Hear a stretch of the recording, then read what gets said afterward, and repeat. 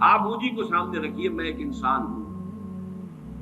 مکلف ہوں، اللہ کے ہاں جواب دہ ہوں، رسپانسبل ہوں، اکاؤنٹیبل ہوں۔ کچھ چیزیں مجھ پر وارد ہوتی ہیں، کوئی مصیبت آ گئی، کوئی تکلیف آ گئی، کوئی بیماری آ گئی، کوئی نقصان ہو گیا، کچھ ہو گیا۔ اب نوٹ کرنا چاہیے کہ اس کے کچھ اسباب ہوں گے، مادی اسباب ہیں یا کچھ اور لوگ ہیں، کسی نے میرے گھر کو فرض کیجئے کہ کوئی نقصان پہنچانا چاہا ہے، اس نے کام کیا ہے، کسی نے مجھے اٹھا کے پتھر دے مارا ہے، تو یہ سارے فیکٹرز ہیں، لیکن یہ شے بالفعل مجھ پر نہیں وارد ہو سکتی اگر اللہ کا اذن نہ ہو۔ لاکھ سارے اسباب و وسائل ہوں اور لاکھ ساری دنیا ہو، ایک حدیث میں الفاظ آتے ہیں کہ اگر جان لے حضرت عبداللہ ابن عباس، اعلم ان الامت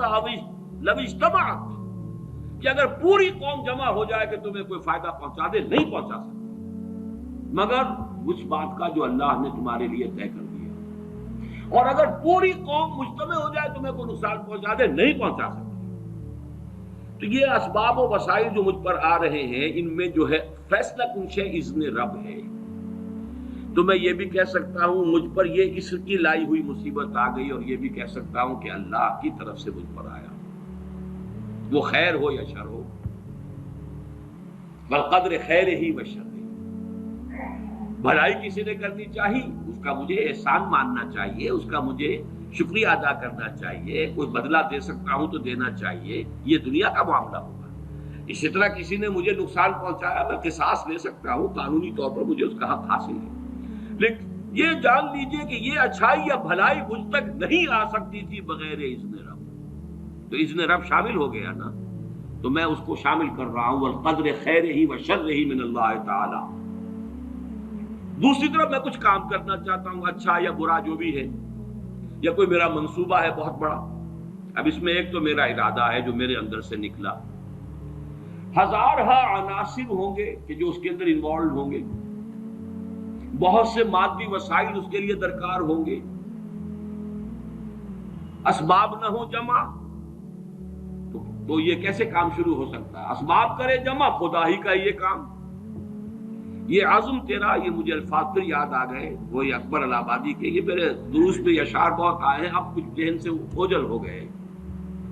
یہ عزم تیرا سعی سے دمساز ہو کیوں کر، عزم تو ہے، عمل کیسے ہو؟ اسباب نہ ہو جمع تو آغاز ہو کیوں کر، اسباب کرے جمع، خدا ہی کا ہے یہ کام، طالب ہو تو خدا سے، تو دعا ہی کا ہے یہ کام۔ یہاں پر بھی ایک فیکٹر ابھی اکبر الہ آبادی کی نگاہ سے بھی اوجل ہے۔ دیکھیے میرا ایک عزم ہے، میرا ایک ارادہ ہے، اس کے لیے کوئی مادی وسائل، کچھ لوگوں کا تعاون درکار ہے، وہ بھی اللہ کے کنٹرول میں ہے، اللہ چاہے گا تو آئے گا۔ پھر بالآخر کسی شے کا پورا ہو جانا آخری درجے میں پھر اللہ کے اذن کا طالب ہے،